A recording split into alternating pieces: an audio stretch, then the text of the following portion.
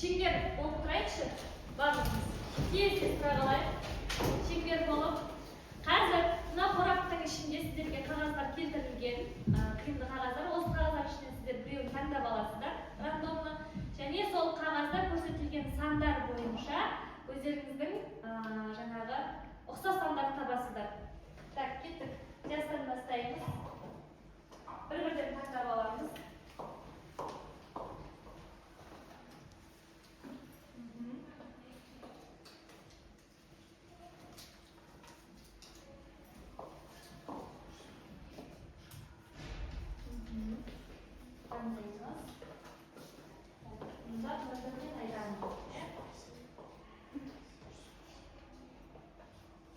Al endi o'xshash standart.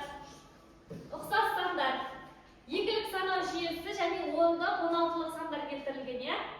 Yigilik sanlar bunda o'tiramiz.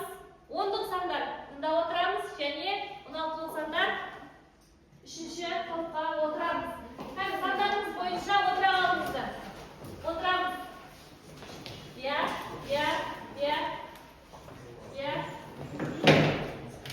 O'tirib olamizlar. Endi berilgan qog'ozlarimizda ko'chirib qo'yinglar ekan. Durust o'tirdikmi? To'pqa durust o'tirdikmi? Qani? Yigilik sanlarimizni ko'rsatamiz. Yigilikdan. Yaxshi. Tak, yigilik 16likdan durust o'tirdik. Qani? 10likdan. 10likdan. Durust o'tirdik. Tak, endi yigilik және 8lik 10lik. Nega biz bu sanlarga bo'linib to'pqa o'tirdik? Kim aytadi? Bizga o'tgan taqdirib qanday taqdir bo'lgan edi bizga? Kim aytadi? Sanov jiyesi. Ya. Sanov jiyesi. Bizga sanov jiyelari qani? O'tgan saboqda bir esimizga tushirib olaylik, so'zini ya. Sebebi biz o'tgan saboqni qaytaramay, bugungi saboqimizda albatta jalostira olmaymiz. Sebebi ikkovi o'zaro tig'iz baylanibdi. Al, bu yerda sizlarga suroqlar keltiradi. Kim suroqlarga javob bera oladi, qo'limizni ko'taramiz. Men o'zim qandayman ya. Ketdik. Yigilik sanal jiyesindagi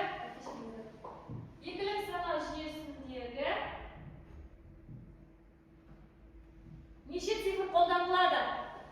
Kim aytadi? Yigilik sanal jiyesida necha sifr qo'llaniladi? Yildoz. Yigilik sanal jiyesinde ilk sifr qo'llanilib 0 және 1. O'tira qo'yinglar. Kelasi suroq bizga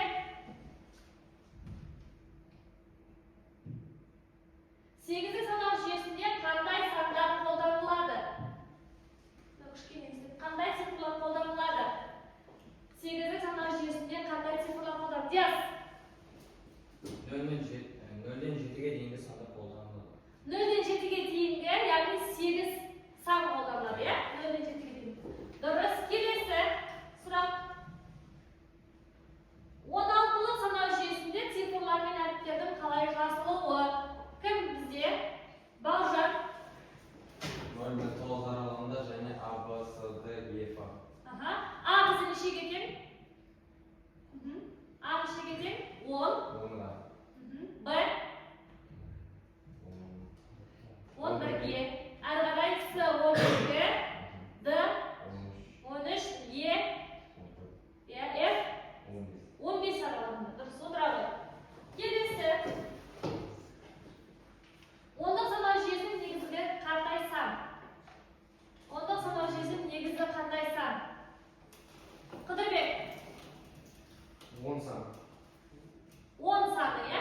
Яғни кез келген 10lik sanal jiyesінің негізі 10lik сан. Отыра қой. Келесі сұрақ бізге 10lik жүйедегі 15 санын екілік жүйеге қалай ауыстырамыз? Кім ауыстырады? Кім жазалады? Дияс, кімге түшпай? Дүйсенғали Дияс. 15 санын екілік жүйеге қалай жазылады? 15 саны екілік санал жүйесіне қалай жазылады? 15-ні ауыстыру үшін не істейміз? 15-ні ауыстыру үшін, Ерлан? 15 санын 2'ye қайта бөлеміз. Судан шыққан қалдықтарды керісінше астынан жоғарыға қарай жазып қоямыз. Бұл жерде 4-1 қатар жазылады. 4-1 қатарлы жазылады, иә? Яғни 11 деген санға сәйкес келеді, иә? Отыра ғой.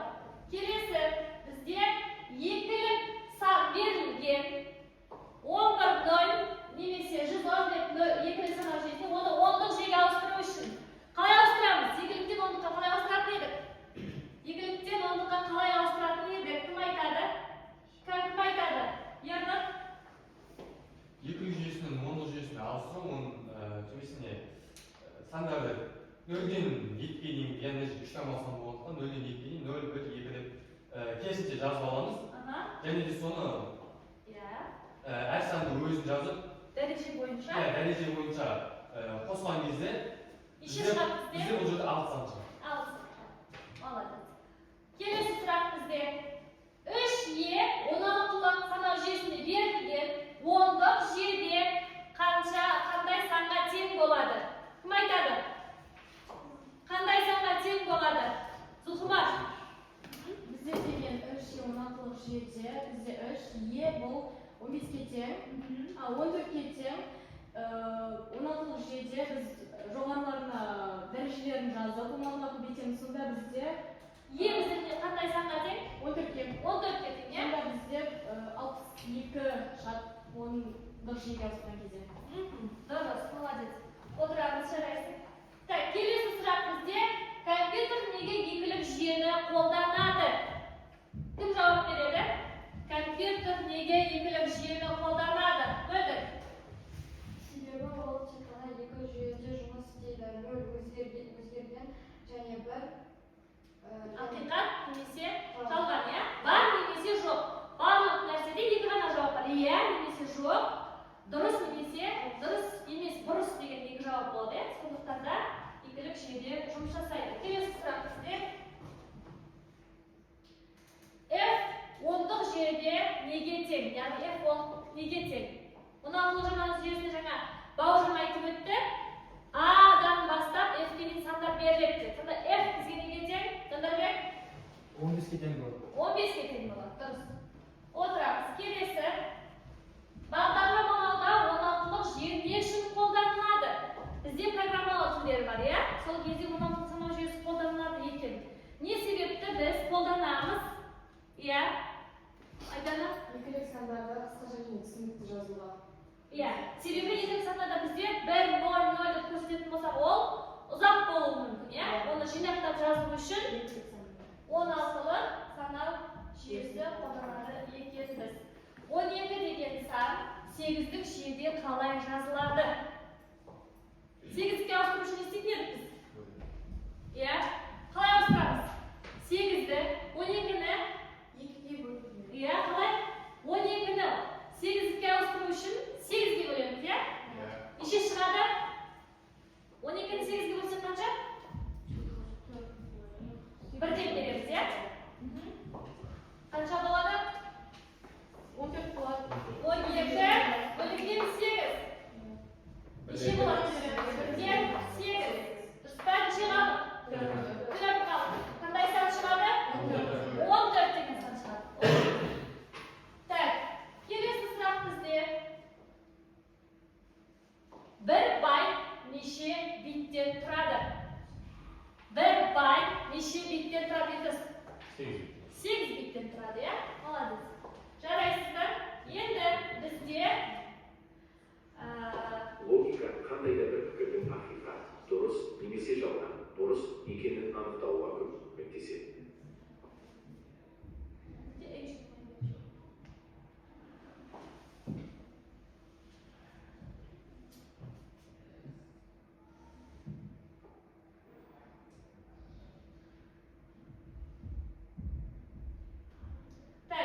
енді өткен сабақты біз қайталап алдық. Есімізге түсті ме қалай ауыстыратынымыз? Сонымен бізде қандай санау жүйелері бар бізде? Негізгі Екілік, ондық,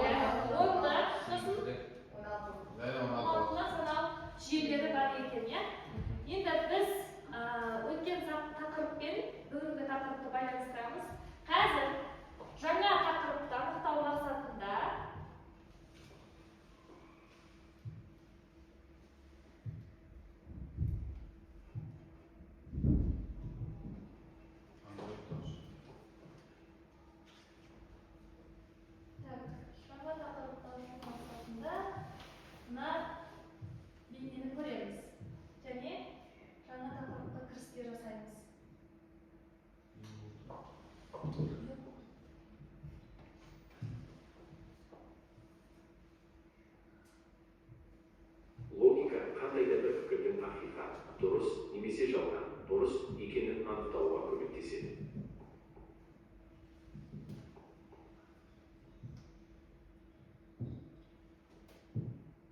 Какой экран бастыңыз? Қайта жұмысты. Қайта Бұл жұмысты.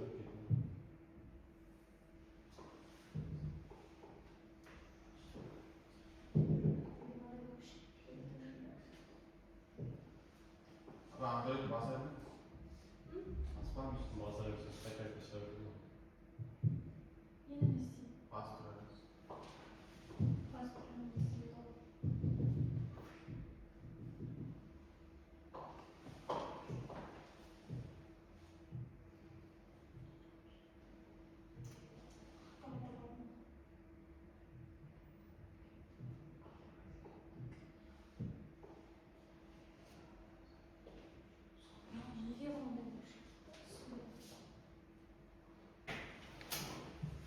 Енді жаңа тақырыбымызды экспериментті анықтап алу үшін бейнебаянға қандай да саламыз. бір пікірдің hakikat, дұрыс немесе жалған, дұрыс екенін анықтауға көмектеседі.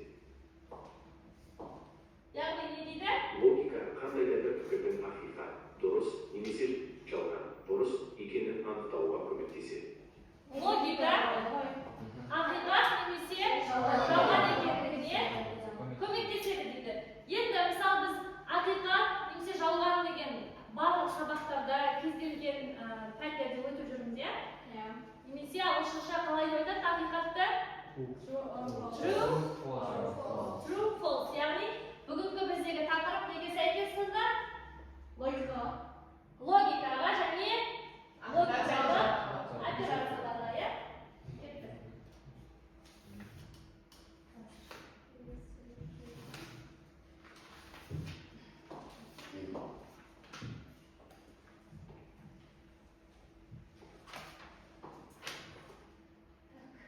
Бізде тақырып, яғни логикалық операциялар және ақиқат кестесін құру деген тақырып. Бүгінгі күн санын жазамыз дәптерге.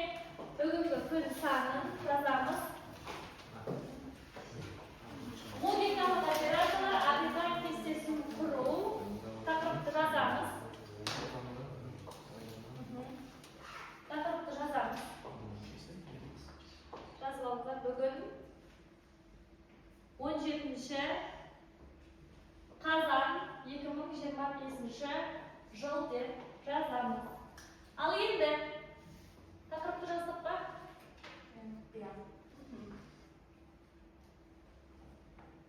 Тақырыпты жазған болсақ, кеттік. Сабаққа, жаңа сабақты түсініп алайық, иә? Сосын ары қарай тапсырмалар орындайтын боламыз. Сабағымыздың тақырыбы логикалық операциялар және ақиқат кестесін құру. Логикалық операциялар қандай операциялар болуы мүмкін? Логика. Мысалы, екі іс әрекеттің біреуі орындалу үшін қандай логикалық операциялар қолдануымыз мүмкін? Енді логикалық операция дегеніміз не? Яғни, ол логика бізге не үшін маңызды? Екі ғана жауап болады, иә? Тиынның да екі жағы болады. Я тыйымды лақтырған кезде не істейді? Бізде ертаңбашақ немесе сан жағы түсуі мүмкін, иә? Соны біз лақтырған кезде оның екі жағының біреуі ғана түседі. Демек, жалған немесе ақиқат екі ғана жауап болады. Яғни, логикада бізде ақпараттық технологиялардың негізі бұл дұрыс пайымдау мен дәлелдерді құру үшін керек екен, және математикалық тұжырымдарды талдау үшін керек, иә? Математикалық тұжырым дегеніміз жаңағы тиынның екі жағының қайсысы көбірек түсуі мүмкін ықтималдығын шығару деген талдау деген сөз. Енді логикалық операциялар бұл күрделі пікірлердің ақиқаттық мәнін, олардың құрамдас бөліктерінің ақиқаттық мәндерін анықтауға мүмкіндік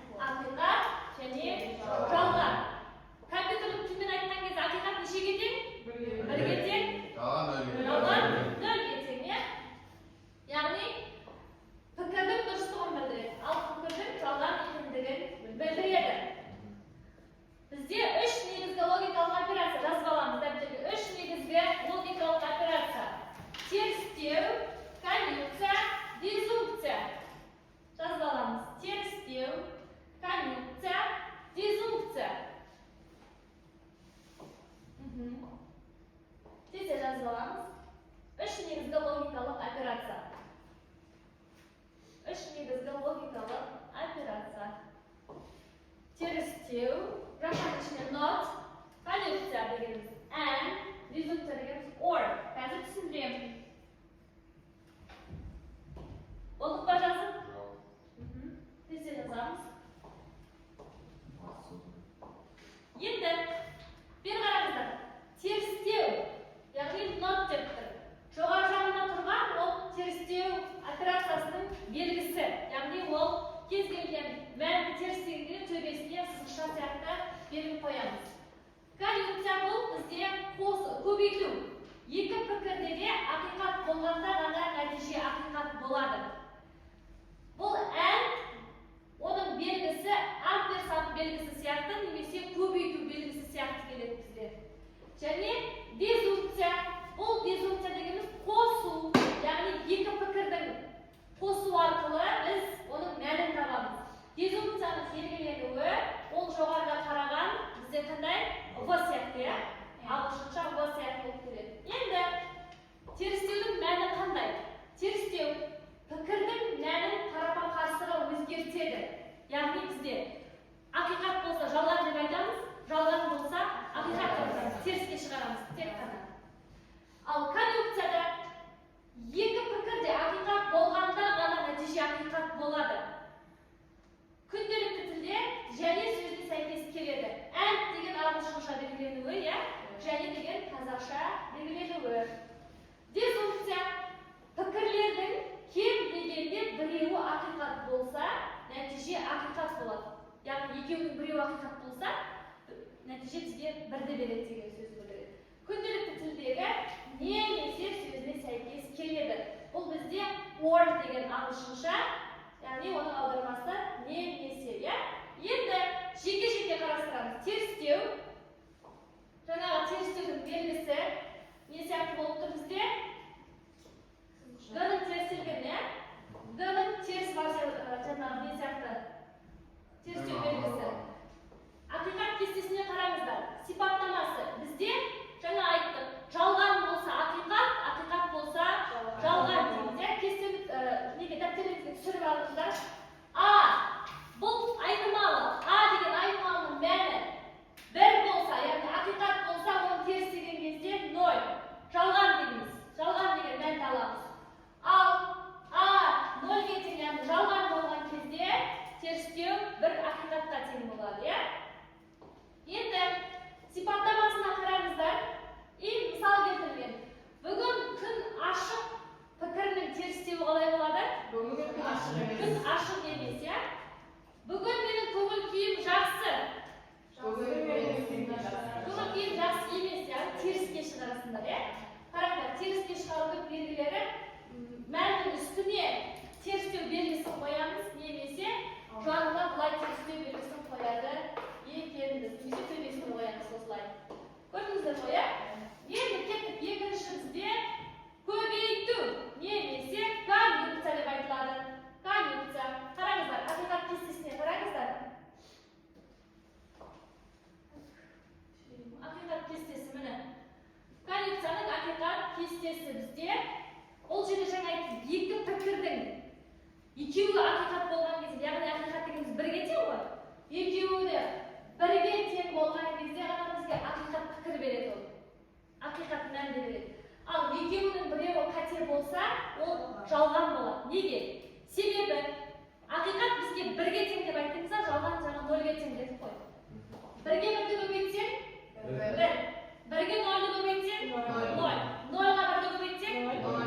0-ға 1-ді көбейтсең 0. Яғни көбейту амалын орындаған кезде бізде берілген мәндер шығады екен. Енді мысалды қараңыздар. Күнделікті өмірдегі мысалға қарайық. Менде алма бар және банан бар. Егер екеуі де болмаса, пікір жалған. Яғни екеуі де жоқ болса жалған болады бізде. Или болмаса, менде алма бар, немесе банан бар десеңдер, қандай болады? Немесе. Плюс болса, екеуінің біреуі бар ғой? Екеуінің біреуі бар. Сонда бізде ақиқат беруі мүмкін, Енді мына жақта берілуін А және Б мәндерін берілген кезде ақиқат болады.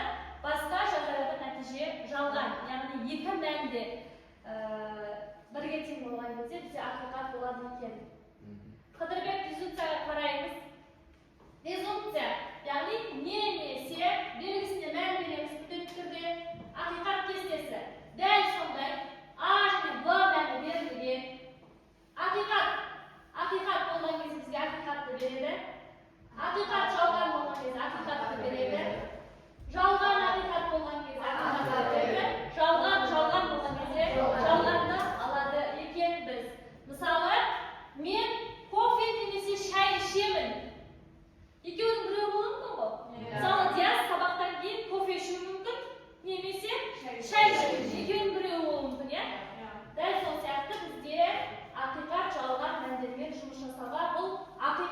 keste deb aytiladi.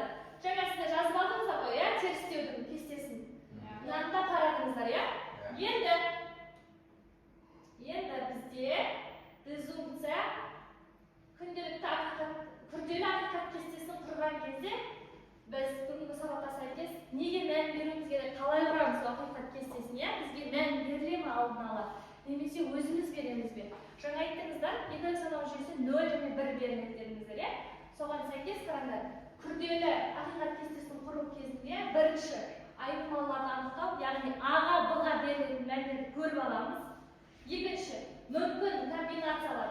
Біз A-ны терістейміз ба, B-ны терістейміз ба, немесе A-ға B-ны қосамыз ба, соны анықтап аламыз. Комбинация дегеніміз, яғни айнымалар қосу ма, алу ма қараймыз. Конъюнкция орындаймыз ба, дизъюнкция орындаймыз ба, терістеу орындаймыз ба, соны анықтап аламыз. Аралық бағандар, неше баған сызуымыз керек, соны анықтап аламыз. Ya, A, B, сосын A мен B-ның қосындысы ма, көбейтіндісі ма, соны анықтаймыз.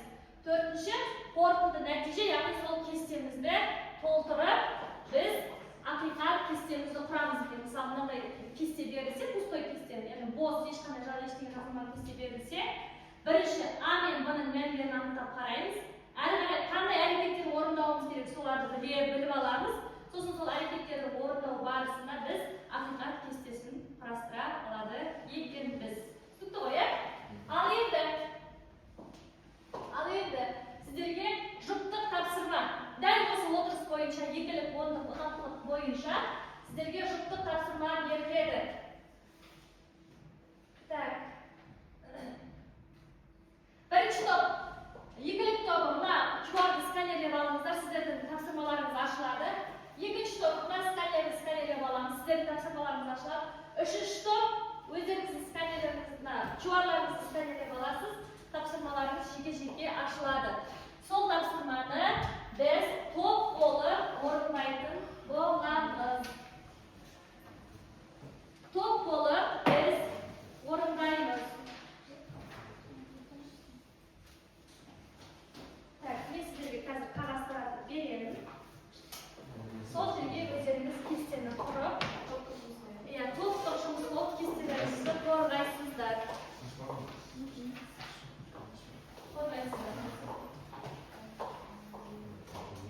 Сіздерге 5-7 минут уақыт кестені тезірек орында қорғаймыз.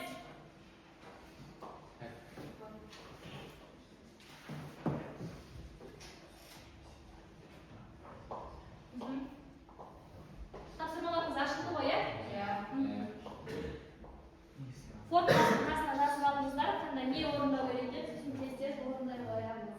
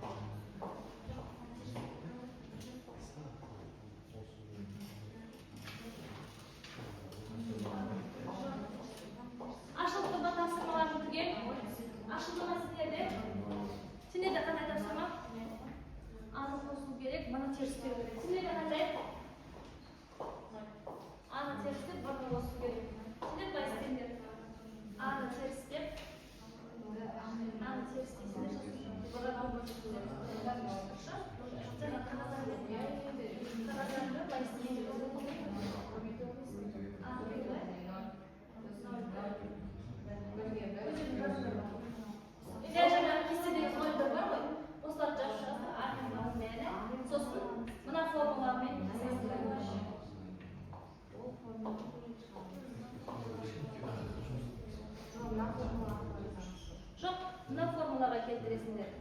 Мынаны жақша дұрыс иә, мына жерде жауабы мынандай болу керек. Жоқ, мына жерге есептеп жазайын, баны теріс деп аласыздар, сосын мына жерге есептеп жүргізесіздер.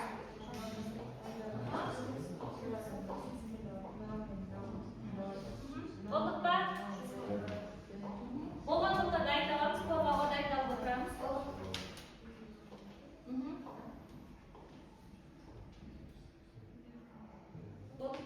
Аны теріс дейсіңдер, сосын баға кіріп кетесіңдер. Болдық па? Ал ендеше болған топтар мұнда келіп қорғаймыз.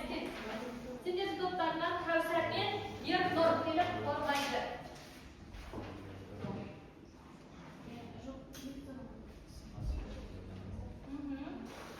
Кәусар мен Ернұрдың тапсырмасы қандай бізде? Ернұр? Біз бұл жерде ақиқат кестесін құрдық. Бірінші біз аны тестеп, және оны бұға қосуымыз керек. Бұл жерде бізде кесіксе, енді бұл секілді белгі тұрғандықтан. Біз бірінші аны тестедік. Бұл жерде жалған болса ақиқат, ақиқат болса керісінше жалған деп жаздық. Және де бұл жалған А белгісін бұға қосқан кезде мәндер шықты. Қандай мәндер шықты бізде? Мысалға, Аны терістеу мәнін қосқан кезде бұға неше шықты? бір шықты, нөлге кірді. Бір мен бірде нөл, нөл мен нөлде тағы нөл шықты. Және де бір мен бірде бізде нөл шықты, екеуін қосқан кезде. Екеуі де ақиқат болған кезде қандай мән береді бізге? Ақиқат мән береді. Бұл ақиқат болу керек, иә? Тағы да келесі. Терістеу мәні нөлге тең, бізде бұның мәні нөлге тең, сондықтан да бізде нөлге тең. Тағы да соңғысы қандай? соңғысы Аның теріс мәні қайда? Аның теріс мәні қайда? Соған қосып тұрсың? Бұны қостым, сонда бір шығыпты, иә?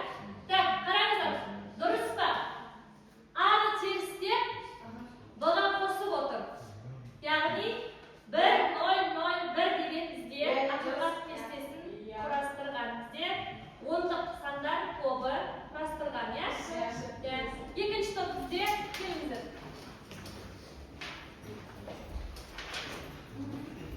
Сіздерде қандай амал орындадыңдар сендер? Дедукция амалында бұны терістеп, қосып Бұны терістеп. бұны терістеп. Бірінші А, біз бұнызды Бұл жерде бізде А мен бұның мәндері берілген, иә? А мен бұның мәндері берілген. Терістеуде бұны терістеген кезде 0, 0, 0 Бұны терістеген кезде 0 шықты. 0 мен 1-ді терістеп, 0 мен Бізде 1-ді терістеген кезде 0 шықты. Біз бұны терістейміз. Енді жерде 0-ды терістеген кезде оның мәні 1 шығады, ал 1-ді терістеген кезде 0 шығады. Енді біз терістеген мәні арқылы А мен дедукция амалындаймыз. Аның мәні нешеге тең? 0-ге. Бізде бұл терістеген 1 Неше шығады? 1 шығады. 0-ді 0-ге қосқан кезде 0 шығады. 1-ді 1-ге қосқан кезде 1 шығады. 1 мен 0-ді қосқан кезде 1 шығады. 1 шығады. Себебі дедукция амалы. Бізде қосу амалы орындалып тұр. Иә? Жақсы, өте жарайсыздар. Келесі бізде екілік сандар тобы. Келіңіздер. Есепқали Диас және Елдос. Сіздерде қандай амал орындадық біз? Бізде инверсия мен коллекция амалы болды. Коллекция амалы. Коллекция бізде көбейту ма? Бірінші инверсия терістеу орындадық. Бірге айналды. Оны бірден бірге көбейткен кезде 0 шықты. Тура сол сияқты екіншісі солай шықты. Біріншісі 0, оны терістеген 1 шықты, бірде бірге көбейткенде 1 шықты. Тура солай, бәрі солай. Әрі қарай бізде қандай сан шықты сонда? 0, 1, 0, 0 деген сан шықты. Ал енді отырамыз, жарайсыздар. 3 топта қандай амал орындағанымыз, қандай логикалық операция қолданғанымызды білеміз бе? Қандай ақиқаттық кесте құрдық біз? Сіздер дедукция үшін. Сіздер дедукция, иә? Терістеу және дедукция жасадыңыздар. Сіздер терістеу және коллекция жасадық, иә? Ал енді парақтарымызды ауыстырамыз. Парақтарымызды ауыстырыңыздар. Ауыстырамыз.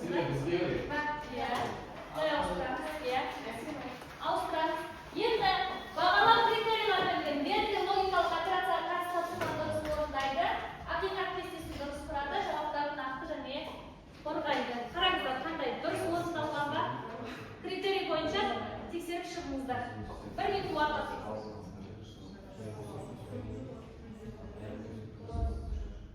Дұрыс оталған ба? Дұрыс, иә? Бұл екінші топ. Дұрыс. Дұрыс оталған ба? Дұрыс. Келесі. Дұрыс оталған ба? Қате бар? Қай жерде қате бар? Bir шығу керек қой, иә? Жаздың ба қатесін? Біреуін қате орындаған екен. Ал енді топтық жұмысты барлығымыз жақсы атсалысып орындадық, иә? Түсінікті ғой бізге, иә? Мына топта бізге белсенді, Елдос, Дүйсенғали Диас, Жандарбек, иә? Қатысып отыр. Алпысбаева Зұлқымар, Бекмұратова Айдана, Бауыржан, Кәусар, Ернұр және Әсемай бізде топтарда белсенділік танытып отыр. Енді әрі қарай бізде тағы да тапсырма бар. Жұптық тапсырма. Ол кезде қазір сіздер отырсыздар ғой, иә? Дүйсенғали Диас пен Жандарбек, Елдос пен Диас и әкімі үшеуіңіз жұп боласыздар, сіздер екеуіңіз жұп боласыз. Отырған жерлеріңізде Бауыржан мен Айдана, Зұлқымар мен Қыдырбек, Кәусар мен Әсемай, Мөлдір мен Ернұр жұп боласыздар. Так, бірінші топ. Қазір мынадай кесте таратып беремін. Осы кестені мына жақта жазылған ақиқат кестесінің формуласына келтіріп құрастырамыз. Жақсы ма? Жұп болып жұмыс жасаймыз. Екеуің бір жұмысыңдар. Ақылдасып отырып жасайсыздар. Қазір айтамын. Былай өзен қараңыздар. Бірінші жұп, сіздер екінші жұп, үшінші жұп, төртінші жұп, сіздер бесінші жұп, мынау алтыншы жұп. Түсінікті ғой? Ернұр мен Мөлдір, Кәусар мен Әсемай, бесінші, алтыншы жұп. Түсінікті ма? Иә, жаза беріңдер. А мен Б-ның мәндері бермейді. Енді өзіміз кесте құрамыз.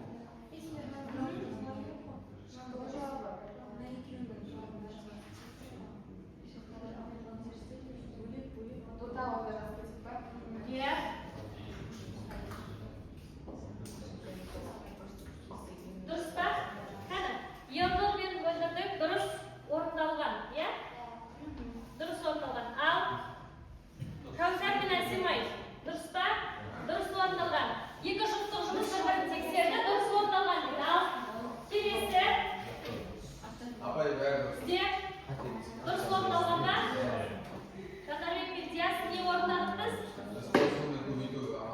Сезімде және дұрыс орын алған. Келесі жұп бізде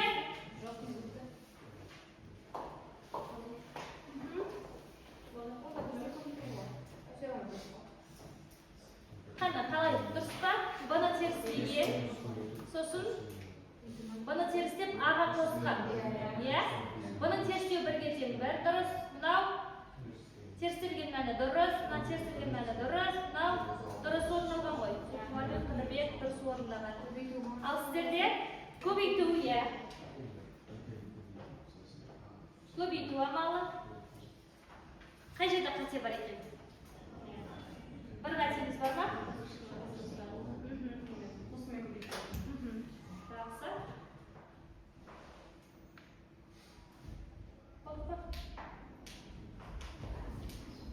Иә?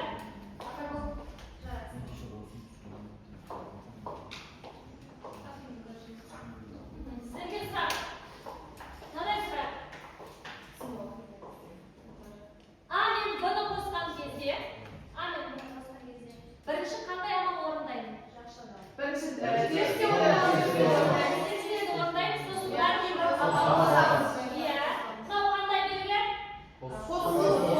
Иә. Мынау қандай белгі?